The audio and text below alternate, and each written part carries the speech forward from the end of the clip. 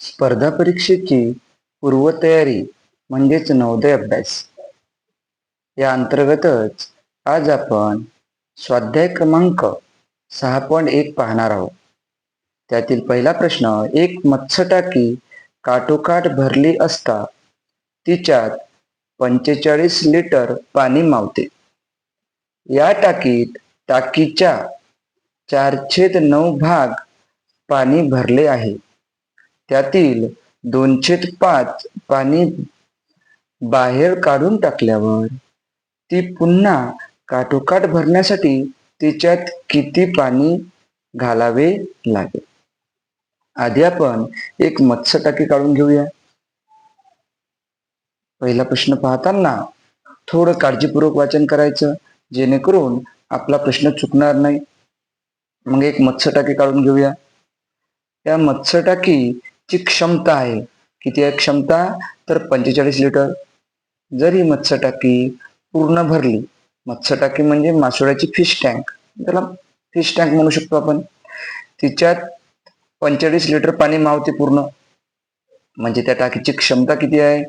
तर 45 लिटर. मग या टाकीत टाकीच्या 4/9 भाग, म्हणजे इथे काय दिलंय? टाकीच्या, म्हणजे ही पूर्ण सध्या पूर्ण भरलेली आहे का? तर नाही. तर ही किती भरून आहे? तर ही 4/9, म्हणजे या टाकीचे एकूण 9 भाग, त्याच्यातले 4 भाग भरलेले आहेत, म्हणजे इथं टाकीच्या म्हणजे गुणाकार. तर आपण काय करू शकतो?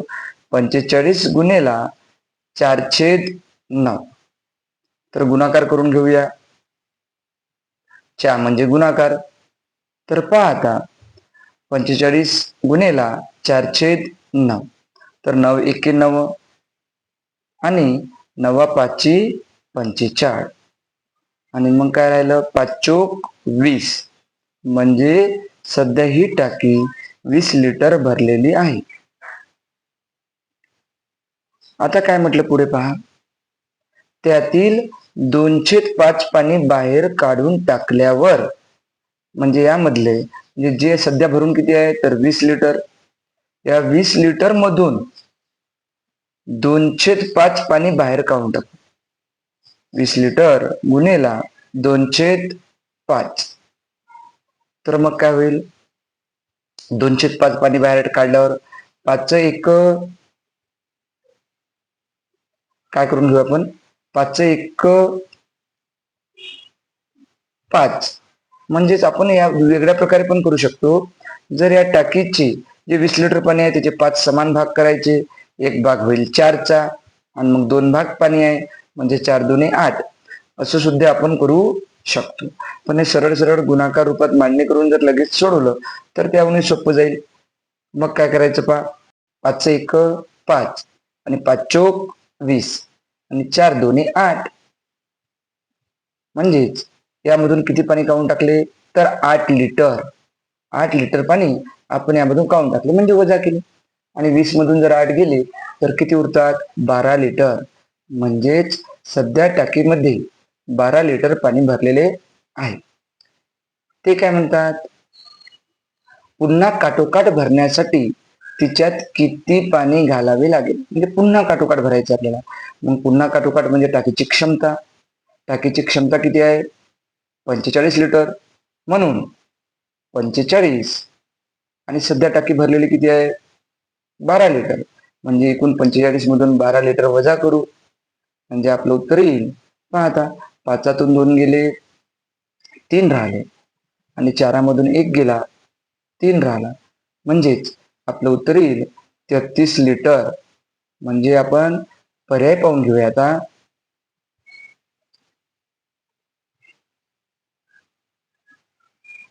पर्याय क्रमांक सी.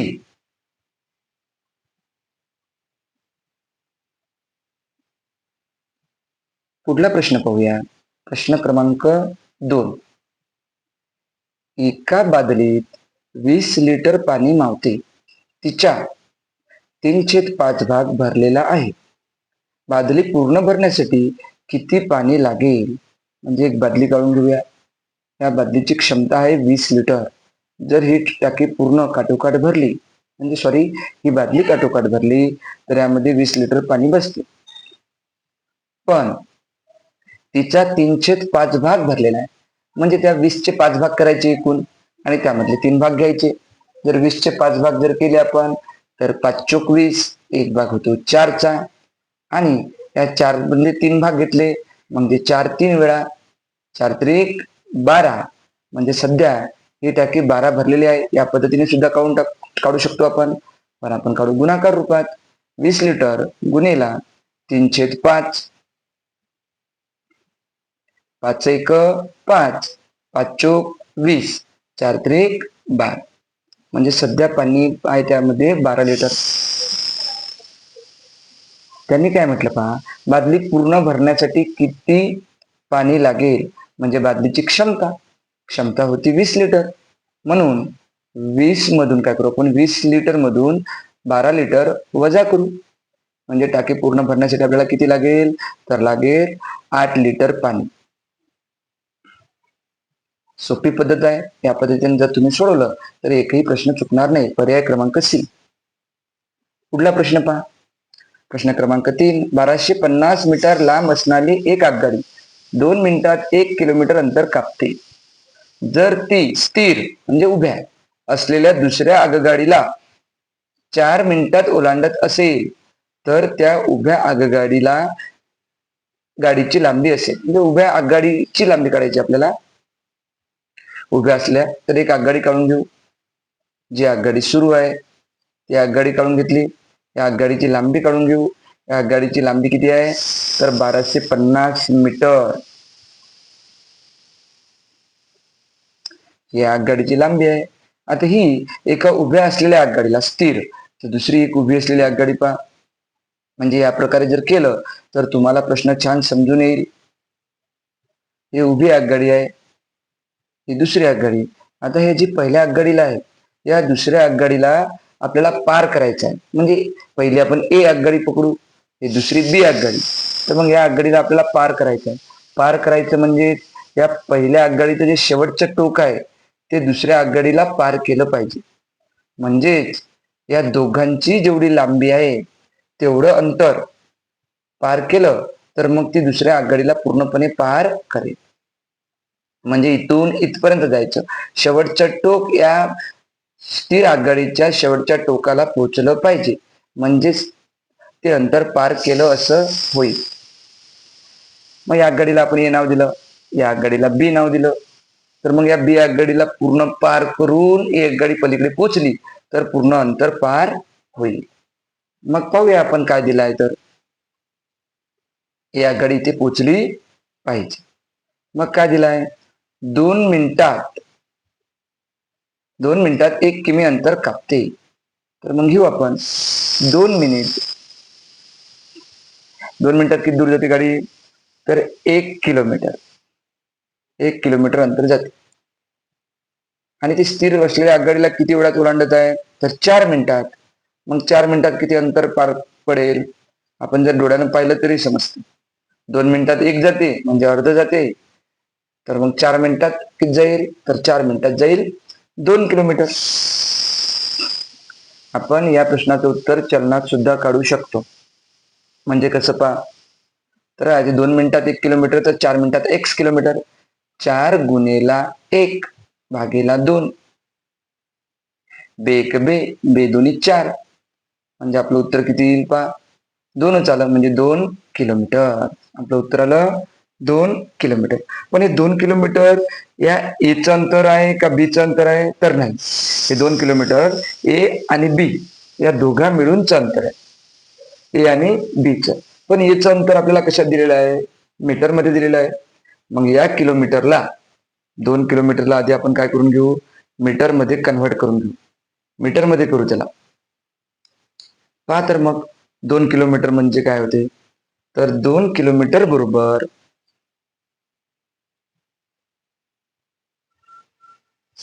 2000 मीटर. कारण किलोमीटरचे मीटर करताना त्या संख्येला 1000 ने गुणावे लागते. जर तुम्ही milli centi decimetre deca hecto kilo हा जर चार्ट पाठ केला असेल आणि हा जर तुमचा चार्ट लक्षात असेल तर तुम्हाला खूप सोप्या पद्धतीने ही उदाहरणे सोडवता येईल. म्हणजे 2000 मीटर अंतर आहे, तर 2000 मीटर जी लांबी आहे तर ही दोन्ही आगगाडींची आहे. यामध्ये आपल्याला ए आगगाडीची लांबी दिलेली आहे. जर आपण ए आगगाडीची लांबी यामधून जर वजा केली तर आपल्याला बी आगगाडीची लांबी मिळेल. म्हणूनच बी आगगाडीची लांबी बरोबर एकूण लांबी किती आहे दोघा मिळूनची 2000 मीटर.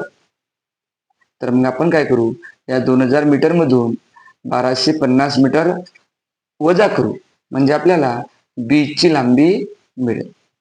तर पहा बी बरोबर 2000 वजा 1250 बरोबर.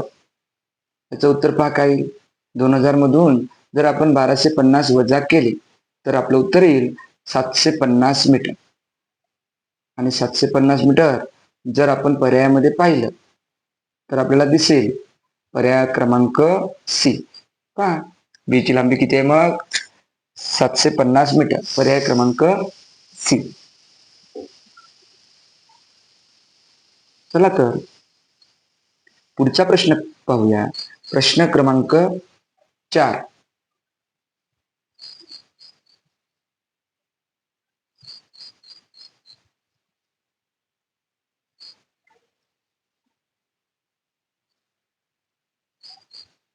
चौथा प्रश्न काय आहे पहा. 5045 ग्रॅम म्हणजे या 5045 ग्रॅमचं आपण जर पर्यायात पाहिलं तर किलोग्रॅम मध्ये रूपांतर करायचं आहे. 2019 मध्ये आलेला प्रश्न आहे. तर पहा तुम्हाला सांगितलं होतं मी, तुम्हाला जर तो चार्ट पाठ असेल तर तुम्हाला कोणतेही गणित सोप्या पद्धतीने सोडवता येईल. मग त्यामध्ये काय उजवीकडून लिहून घ्यायचं मिली, सेंटी, डेसी, मीटर.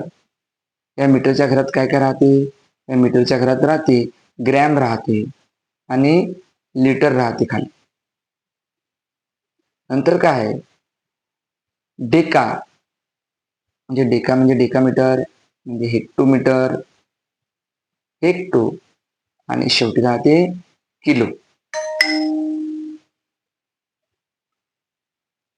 आता जर आपल्याला किलोकडून जर मिलीकडे जायचं असेल तर मग एक एक दशांश स्थळ वाढत जाईल. म्हणजेच 10च्या घातांकित रूपात गुणाकार होईल. जर आपण पाहिलं तर किलोकडून मिलीकडे जायचं असेल आणि मिलीकडून जर किलोकडे जायचं असेल तर एक एक दशांश स्थळ कमी होत जाईल. म्हणजेच त्याचाच अर्थ 10च्या घातांकित रूपाने भागाकार केला जाईल. जर आपण पाहिलं 1 किलोमीटर जर आपल्याला मीटर करायचं असेल तर 1 किलोमीटरचं मीटर करताना काय होईल 3 शून्य वाढेल. आणि मीटरचं किलोमीटर करायचं असेल तर काय होईल 10च्या घातांकित रूपात त्या स्थानानुसार भाग दिला जाईल म्हणजे भागाकार केल्या जाईल. म्हणजेच एक लक्षात ठेवायची गोष्ट म्हणजे डावीकडून उजवीकडे जायचं असेल तर एक एक शून्य वाढत जाईल म्हणजे एक एक दशांश स्थळ पुढे पुढे सरकत जाईल. आणि उजवीकडून डावीकडे यायचं असेल म्हणजेच मिलीकडून किलोकडे यायचं असेल तर एक एक दशांश स्थळ कमी होत जाईल. हे जर तुम्ही लक्षात ठेवलं आणि हा चार्ट जर पाठ केला तर तुम्हाला हा घटक 6 पूर्णपणे सोडवता येईल. कुठलीही चूक होणार नाही. मग आता काय म्हणते ते 5045 ग्रॅम. तर मग इथे आहे आपण या ग्रॅम मध्ये. आता ग्रॅमचं काय करायचं आपल्याला पर्यायामध्ये जर पाहिलं तर किलोग्रॅम दिलेला आहे. तर मग आपण उजवीकडे चाललो का डावीकडे चाललो तर आपण डावीकडे चाललो. म्हणजेच एक एक दशांश स्थळ कमी होत जाईल. किती दशांश स्थळ मोजून घेऊ 1 2 3. मग 1 2 3 म्हणजे उत्तर काय येईल 5.045 ग्रॅम. याचं वाचन कसं करायचं 5.045 म्हणजे आपलं उत्तर काय आलं 5 किलो 45 ग्रॅम. तर मग 5 किलो 45 ग्रॅम कोणत्या पर्यायात आहे तर पर्याय क्रमांक बी. खूप सोपं आहे. पुढला प्रश्न पाहूया. प्रश्न क्रमांक 5. पहा काय म्हणतो 7 लिटर तेलाने 350 मिलीलिटर क्षमता असलेल्या किती बाटल्या भरता येतील. मग पहा एक आपण मोठं भांडं काढू या भांड्यामध्ये 7 लिटर तेल भरलेलं आहे आणि याच्या आपल्याला छोट्या छोट्या बाटल्यामध्ये भरायचं. छोट्या बाटलीचं क्षमता किती आहे छोट्या बाटलीची? तर 350 मिलीलिटर. ही छोटी बॉटल काढून घेऊ एक. या छोट्या बॉटलची क्षमता किती आहे? तर 350 मिलीलिटर. याची क्षमता आहे 7 लिटर आणि या छोट्या बॉटलची क्षमता आहे 350 मिलीलिटर. आपल्याला जर हे गणित सोडवायचं असेल तर आपल्याला एकक समान असणं खूप महत्वाचं. मग आपण काय करू? या 7 लिटरला मिलीमध्ये रूपांतर करून घेऊ. म्हणजेच लिटर पासून जर मिलीकडे गेलो तर उजवीकडे जाते. म्हणजे उजवीकडे गेलं तर आपल्याला दशांश चिन्ह वाढवावे लागेल. म्हणजे 3 घरं वाढेल. म्हणजेच 7000 मिली. आता एकक समान झाले. मग आता काय करायचं? आता यामधून या पूर्ण तेलातून या छोट्या छोट्या बाटल्या भरायच्या आपल्याला. म्हणजे एक प्रकारे वाटणी करायची आहे. मग वाटणी करणे म्हणजेच काय? तर भागाकार करणे. मग आपण काय करू? 7000 भागेला 350. मग 1010 कटला. 35 एक 35 आणि 35 दोन्ही 70. म्हणजे आपलं उत्तर येईल. ह्या 0 खाली राहिला म्हणजे 20. म्हणजे एकूण किती बाटल्या भरल्या जाईल? तर 20 बाटल्या भरल्या जाईल. पर्याय क्रमांक बी. पुढला प्रश्न पहा. प्रश्न क्रमांक 6. 5 रुपयाच्या एका नाण्याचे वजन 9 ग्रॅम आहे. अणूकडे असलेल्या 5 रुपयाच्या नाण्याच्या पिशवीचे वजन 9 किलोग्रॅम आहे. तर त्या पिशवीत किती नाणी आहे? आपल्याला नाणी ओळखायची आहे. म्हणजे संख्या ओळखायची आहे. यावरूनच पहिले आधी पाहायचं. हे 5 रुपयाचं नाणी दिलं आहे. नाणं कितीचंही असो. पण ते नाणे किती आहे? तर एक नाणं. एका नाण्याचं वजन आहे 9 ग्रॅम. आपण काय करायचं? याची चलनात मांडणी करायची. नाणे किती आहे? 1 ग्रॅम म्हणजे एक नाणं आहे. एक नाणे आहे. या एका नाण्याचं वजन किती आहे बाबा? तर 9 ग्रॅम. एका नाण्याचं वजन 9 ग्रॅम आहे. तर आपल्या अणूकडे काय? नाण्याची पूर्ण पिशवीच आहे आणि आपल्याला पिशवीचं वजन काढायचं. मग नाणे ही नाण्याखाली लिहून घेऊ.